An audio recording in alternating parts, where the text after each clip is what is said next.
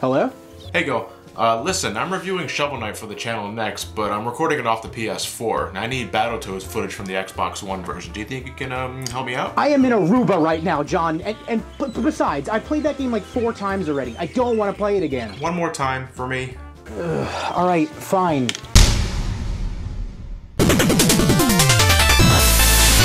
So what do you know about Shovel Knight, Gil? I think the first time I heard about it was through the Game Grumps, a popular Let's Play channel. Yacht Club Games gave them access to a demo to promote the Kickstarter, which received its full funding along with all of its stretch goals in about a month. Yacht Club Games is the result of a few former Wayforward Technologies employees joining together to make their own studio. I'll go more into Wayforward when I get to Shantae. So far, this is the only game under their belt, Shovel Knight, an 8-bit throwback to games from the NES days that was successfully funded through Kickstarter in 2013 and released in June of 2014. This game is like all over the goddamn place at this point. Nintendo Wii U, 3DS, Steam, PS3, PS4, Xbox One, but not the 360, for whatever reason. Hey, at least it's on the Vita.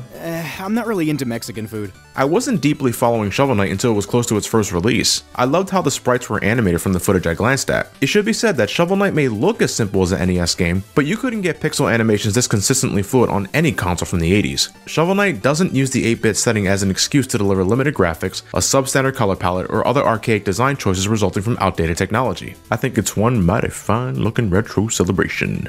Oh yeah. I think aesthetically it pretty much nails it besides the derpiness of the enemies. I think they all look pretty derpy. Not the bosses or anything, but like your standard in-stage enemies. They really did a good job on all the backgrounds as well, and everything is vibrant and colorful. As for the music, there's maybe like one track I don't care for that much, but pretty much every stage has music that's catchy and reminds me a lot of Mega Man. Not just in style or genre, but the way it pumps you up to trek it through the level. Kinda like how everyone gets boners over the Wily stage music from Mega Man 2. That song isn't only good because it's catchy, but because it's sonically invigorating. I agree, the quality of the music is right up there with other old-fashioned scores that are pure sex to my ears. It helps establish that this here is a game that really picks you up without ever slowing down.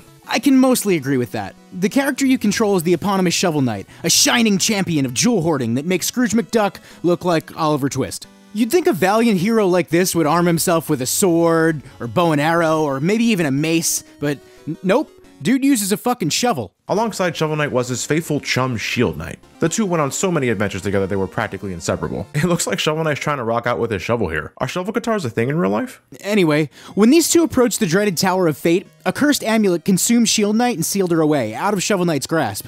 Stricken with grief over the loss of his, friend, Shovel Knight hung up his shovel and decided to call it quits. Until one fateful day when an evil enchantress rose to power, forming an army of 8 soldiers known as the Order of No Quarter. The Tower of Fate was soon revealed once more, causing Shovel Knight to take up his shovel again in an effort to stop the Order of No Quarter, the Enchantress, and maybe find a way to rescue his friend Shield Knight. You probably already know where this plot goes, but we won't spoil it anyway. It's a simple story, and it honestly isn't something that I pay much attention to in a side-scrolling platformer. Yeah, I've seen this story many times, but I still find the writing good. The townsfolk often have something witty to tell you while also telling you how certain things work, and the exchanges between Shovel Knight and whomever he's facing usually lead to lighthearted amusement. This is a game about a knight who uses a shovel as a weapon, and the development team is fully aware of that. Despite the look of it, the shovel might as well be a sword though. Shovel Knight can swing it ferociously and bounce off enemies' heads to reach higher levels or to safely cross chasms. Is it weird for me to say that the first game that popped into my head wasn't DuckTales but Wizards and Warriors instead? I see a guy in knight's armor collecting jewels and I immediately think Wizards and Warriors. Dude, this guy jumps 3 times his height with 100-pound armor on. I know, right? But he swings his sword like a total pansy, look at that.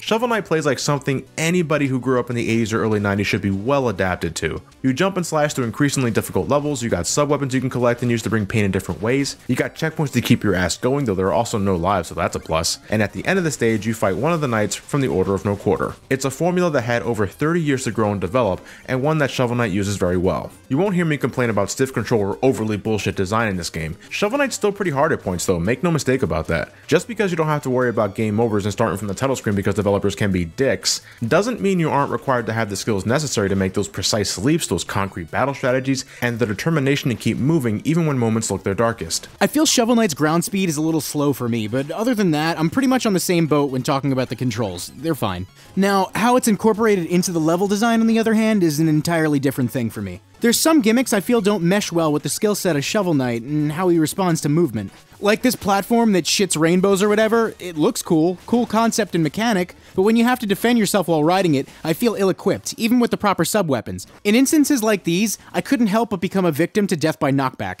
Secondly, I don't know about you, John, but did you feel like some of these stages just kind of dragged on for like a super fucking long time? Like, it's cool that every level has its own flavor and offers a unique challenge, and when they occasionally do try to use your platforming instincts against you, that's brain-teasing level design and something I can definitely appreciate. But at times, I feel some gimmicks are beaten to the ground, reaching a level of tediousness that tires me out, only because the stages last way longer than your average level in, like, Mega Man or Castlevania, games that inspired this title. I agree that it feels like some levels overstay their welcome, but we're not talking Sonic Heroes Team Dark or Team Chaotic sort of length here. Most of the time I feel it's just fine, and I think the obstacles in the respective levels keep me visually interested and also keeps the pace going, and a solid, consistent pace is very important to me. The gameplay hits me on the right places. I'm a money-grubbing whore, and all these jewels scattered about aren't just for a number going up, it's currency to buy upgrades of all kinds back in town, so it's worth going after. And when I deviate from the path and find lots of treasure waiting for me because of that, that's stimulating and makes me tighten the pants. Gross. Yes, it doesn't change the fact that you're doing it repeatedly, but it's not like you're doing the exact same task in the exact same fashion each time. I personally like to think of the stages as two halves to one entity. One half where you do this particular obstacle, and then the second half where you do another type of obstacle. It's different enough for me to hold my interest and look forward to what's up ahead. Now, I say all that, but Shovel Knight still only manages to clock in at around 7 hours during the first playthrough, below 4 hours for repeated runs.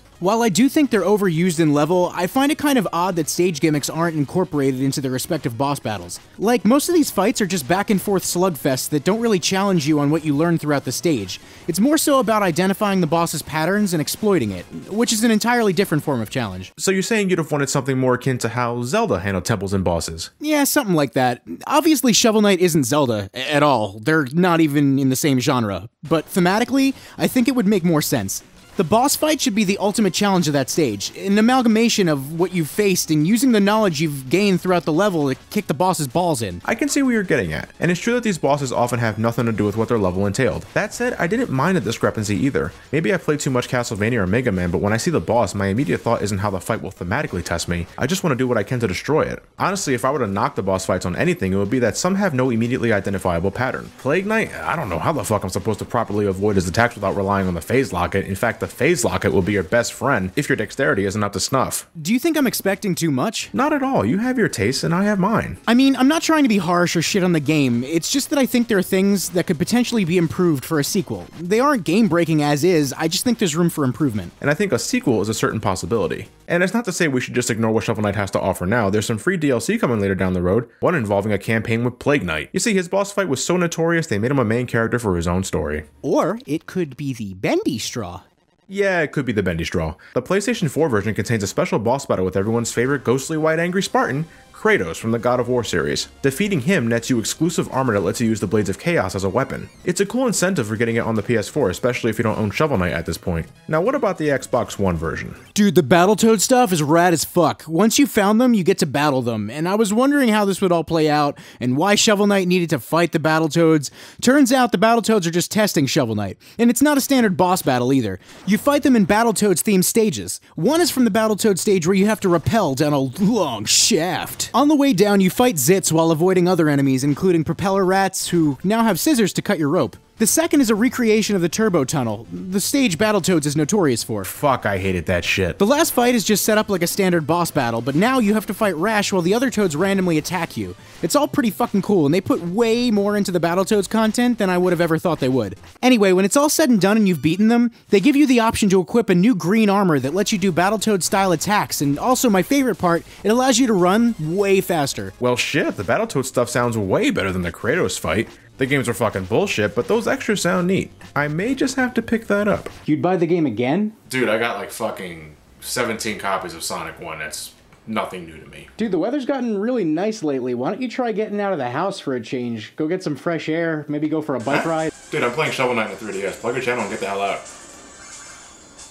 If you've all enjoyed the sound of my sultry voice and would like to check out the videos and reviews I make over at my channel, click the subscribe button over here. I also have my own video on Shovel Knight I did recently for a new series called Subjectives, which you can watch by clicking here. And if you didn't like hearing me talk for half of this video, my bad.